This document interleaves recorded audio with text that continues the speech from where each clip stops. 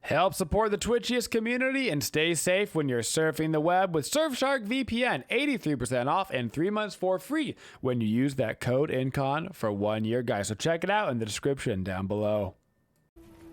Hello, everybody, and welcome to your Anubis guide. So we're going to be grabbing ourselves the Vampiric Shroud. Vampiric Shroud is really good right now. This is going to let us also get a lot of potions online in mid, which is fantastic for Anubis.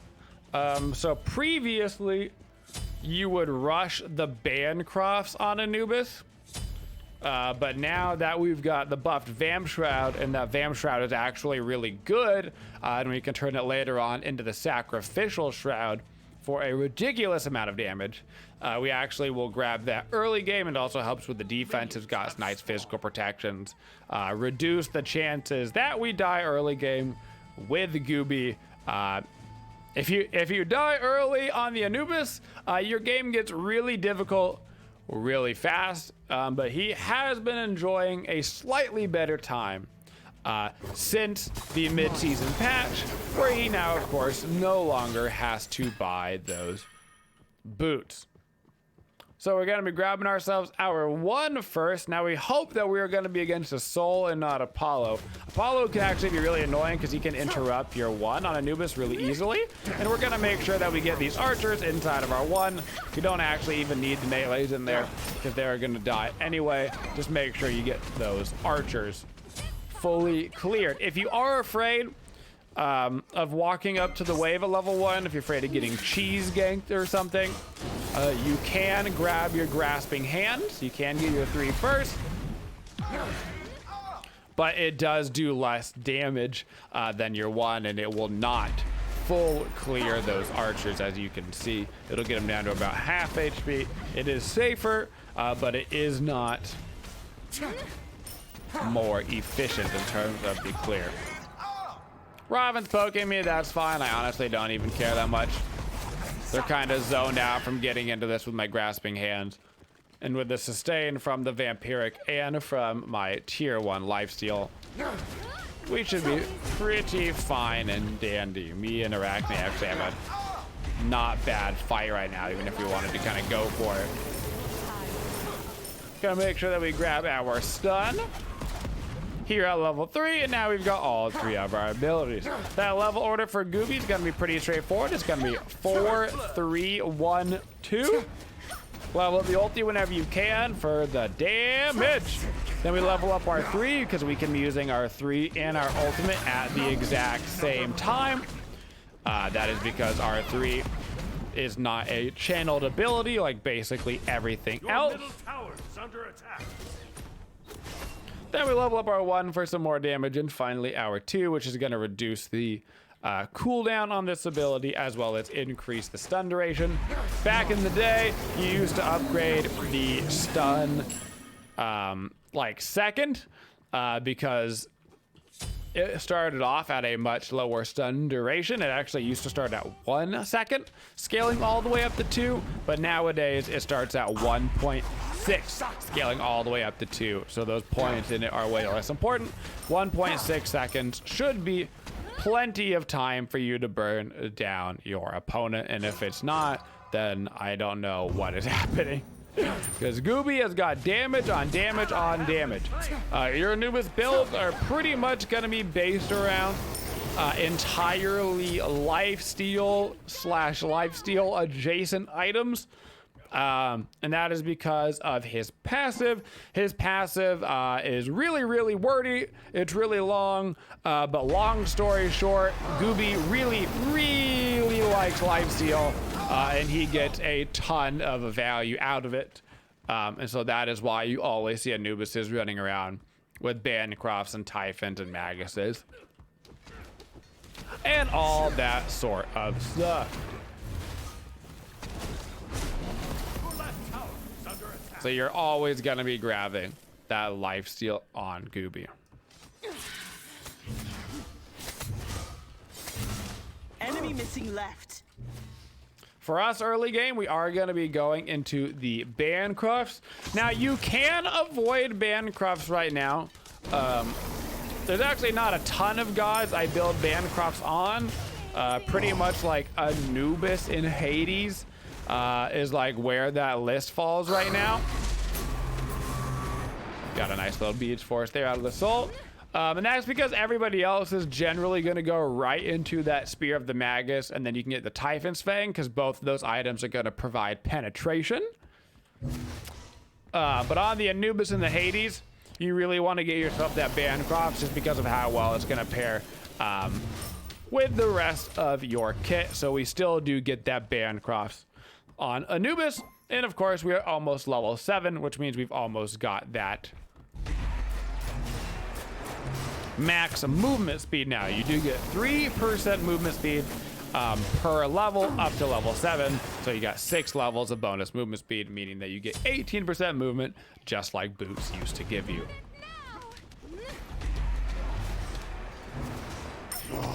Now I need to back up, actually go buy my Bancrofts. One thing you're gonna notice with this new split, for those of you that haven't played that much, is that there is farm everywhere, all of the time. Your job in any role in the game right now, this goes for everybody, is to, if there is farm, do the farm. Your jungler is not going to be able to get around to every camp in time. Everybody's not going to be able to get to every wave. At the end of the day, you have to back at some point. So if you see farm, just grab it and get it onto that respawn timer. So I know Soul's beads are down, which means I can just hit him with my combo and get a easy kill.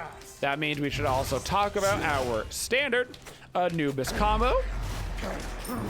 The combo that we prefer to use is 2, 3, 4. So we throw out our stun, we hit them with the stun, we put the grasping hands beneath their feet, so they're gonna be taking the bleed damage from that, and then we pop our ultimate and we absolutely murder them.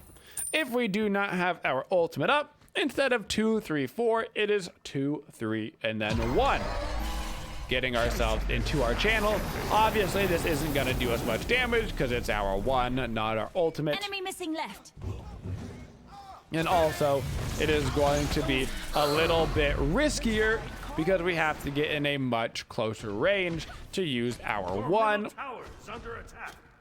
than we do to use our ulti. Your right tower is under attack. Make sure you're buying wards on Gooby on pretty much every back. If you're a mid laner without an escape ability, and you're not buying wards on every back, I basically have no remorse for you. You are asking to get ganked. You need to be buying wards. Chances are you're going to be putting out the defensive wards, so that being in your bottom left and bottom right spot to make sure that you're not getting ganked. Gooby, less about the offensive wards, more about the defensive wards. You're just trying to make sure that the jungler doesn't come in and give you a hard time. Junglers are basically the bane of your existence. Another thing you need to be a little bit careful of right now is that anti-heal can get online really early.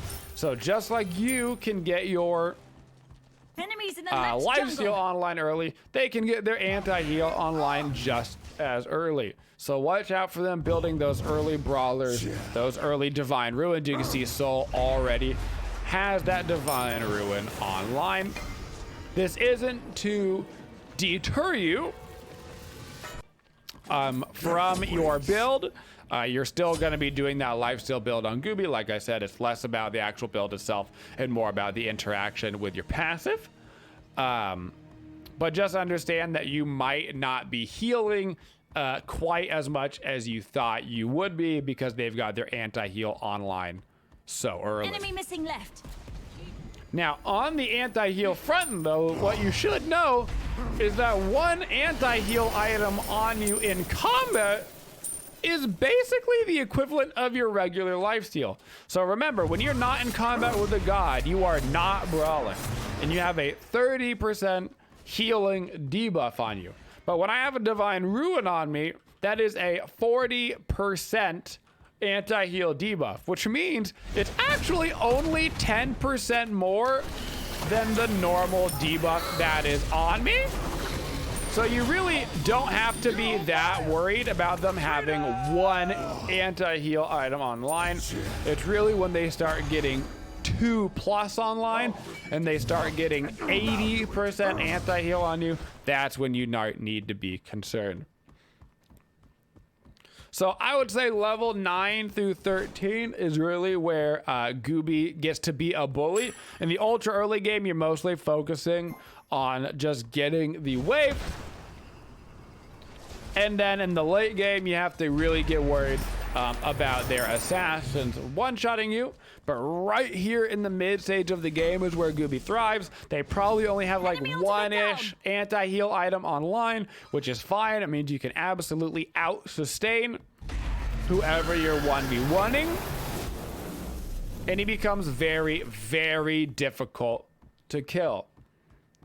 Early game Gooby before lifesteal, easy to kill. Mid game Gooby with the lifesteal, hard to kill. Late game Gooby, once all the anti-heal is online, easier to kill again. So what are Gooby's strengths? Gooby's strength is step 1, damage, damage, damage.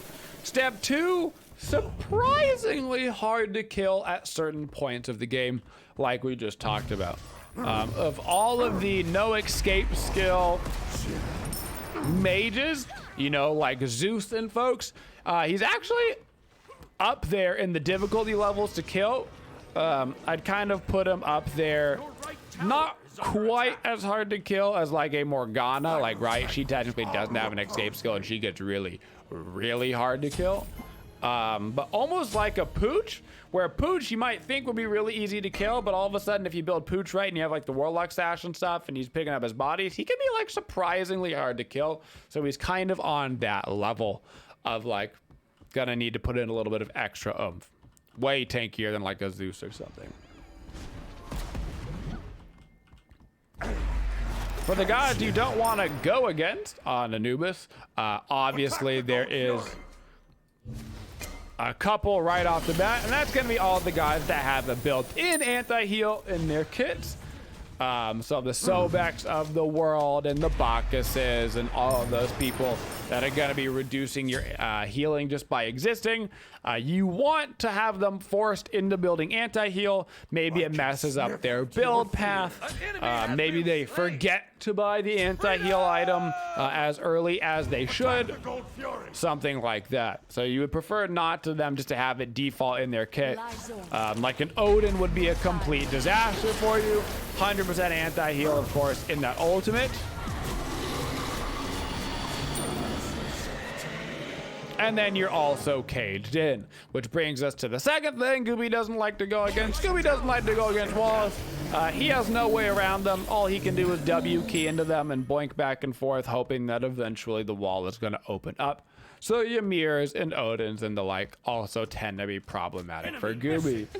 Another thing that Gooby doesn't like going against is guys that have immunities. Raven is a great example. He is arguably the worst jungler to go against as an Anubis. And that is because he can completely avoid my 2. Gooby's setup is entirely reliant on landing that stun. If you don't land the stun, you don't have the setup to follow up with your 3-4 combo. Which means that anybody that can simply press a button and avoid your stun, Chang'e 2, Raven 2, etc., is bad news for you. So you want to avoid those. So Gooby is a very, very specific pick. But if their team doesn't have a ton of those things, he can be surprisingly good. Even at higher levels, his win rate right now is higher than you would think. It is above 50%. So he does win the majority of his games, even at those higher ranks. So now we've got the Bancrops and the Spear of the Magus. We're going to be going back around and getting our Typhons.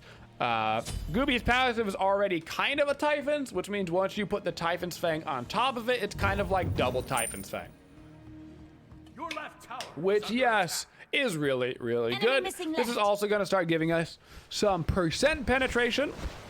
We've got a little bit of flat pen with our Magus, and then we're going to take that right into a Rod of Tahuti, which is going to give us another 10% pen, so we'll actually have 20% pen within our first 4 items, just like the equivalent of if you would have grabbed the coin like you traditionally do on other mages. Gooby doesn't really grab the coin. Movement isn't such a relevant stat when half of your abilities have you animation locked in place in a channel. Gank. So right now I'm just kind of chilling. I can't get too close to a lot of these guys. If I get too close, I definitely die, but we'll be able to pick off the Robin right there with my ulti. Reminder that Gooby ult does go through walls, as does his 3. Pretty much everything Gooby does, except for his 2, will go through walls. So they can be your friend, and you really want to be keeping yourself a nice distance away from the enemy. You would prefer not to be in melee range. Your 1 can help out in that situation if you so happen to get into it, but you would much rather be at like a medium to max distance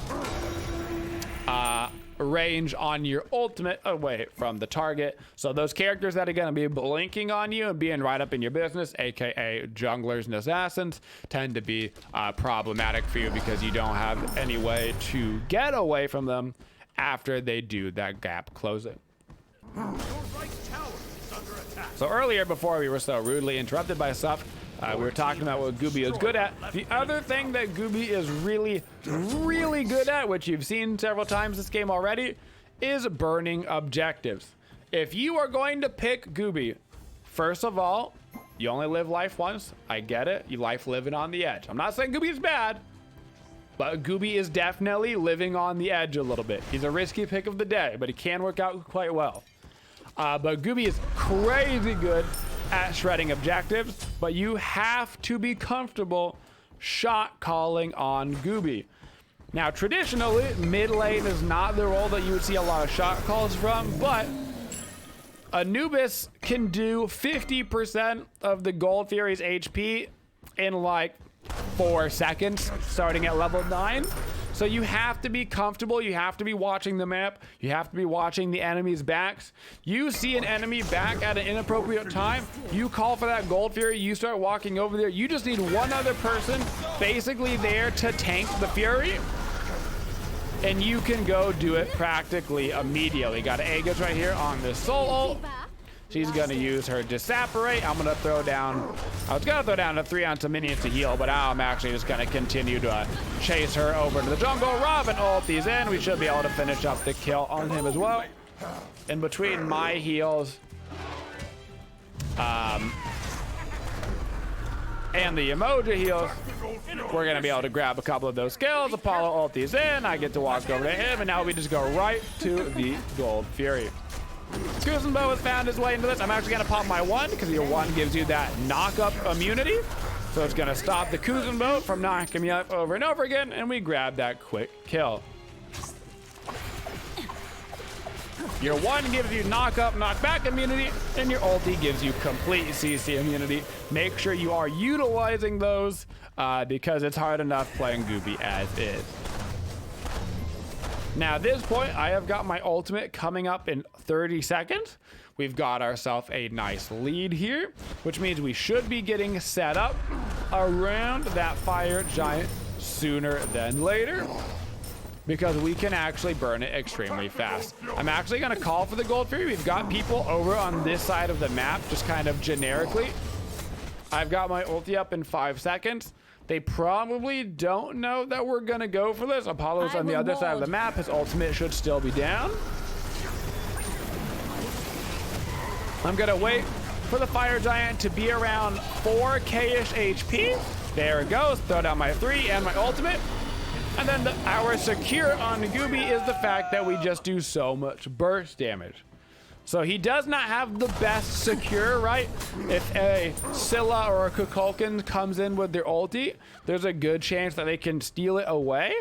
but you're gonna burn it so fast that they actually have to start ulting it at like the 3K marker, because by the time that the actual animation goes off, the fire giant will already be dead.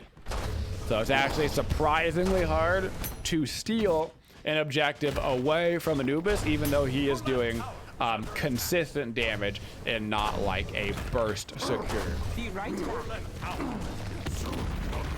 For gods that you would like, ooh, I need one creep here to get my starter ranked up. The Vampiric Shroud starter is the most damaging item in the game. No item gives you more damage than the upgraded Vampiric Shroud. This is specifically going to be the Sacrificial Shroud. The Blood-Soaked Shroud is actually, oh no, I'm making too many friends. The Blood-Soaked Shroud is actually really good for Guardians in solo. Or even more sustainy, tankier build mages like a Zonqui or a Ryzen over in solo or something. But Sacrificial Shroud actually is the single highest damaging item in the game in terms of DPS increase. And that is because of the passive that gives you 15% more damage, but at the cost of 5% of your maximum life. Now, that's actually not that relevant for us on Gooby, because if we auto-attack a creep with this build, we're gonna full heal, so it doesn't matter if we're missing 5% of our health. All we want is damage on damage on damage. Now I'm gonna call for attack left lane. We, of course, want to shove the lane farthest away from the fire giant for those fire creeps. As far as gods that you want to pair with Gooby, Gooby needs frontline and Gooby needs peel. He's going to be providing you with the damage, but he could really use a strong support that's more defensive. We're talking the Gabs, Capris, Yamotas of the world, somebody that's got CC to get people off of him, somebody that's got some sort of defensive ability, whether it's a heal or a shield or a res or something, just to try and keep you alive. And this is where the damage is going to start to get a little bit silly, because now we've got the Sacrificial online. This is before we even have our Rod of Tahuti in order to give us another 10% penetration, as well as the additional damage as people are low in HP. Anubis is also an extremely good Titan burner. The way that you burn the Gold Fury and the way that you burn the Fire Giant, he can do the exact same thing to the Titan itself, which means that even if you've got a tier 2 tower up or so, Gooby can still run right in and go for the kill on the Titan, because he has so much ability damage, especially once that Sacrificial Shroud is online. So for our build at the end, we would have, of course, finished up that route up to Tahuti. And then you've got the last slot, which on Gooby is typically going to be a flex. If you're winning the game really hard, you can just go right into some more penetration. Typically by this point, it's going to end up being an ob shard if you want to get that 40% pen. But a lot of times on Gooby, I recommend getting some sort of defensive item in that last slot. You're a lot of times gonna have to get a Mantle of Discord to stop the assassins from diving you in the backline. They're gonna beads or immunity frame your 2, and then if you have that secondary stun from the Mantle of Discord, that's oftentimes enough to keep you alive. Or you can go some other kind of fun hybrid items on him, like a Pythagoras Piece, which gives you the more lifesteal, still gives you a little bit of HP, but it pairs well with the Typhons and the passive and all that kind of stuff, guys. And that is your Anubis, a mid lane guy. Thank you for supporting the Twitchiest community. If you'd like to see more videos, make sure you subscribe to the channel and always hit that bell for notifications so you don't miss any of the upcoming videos. Thank you for all your support and have a twitching day, y'all.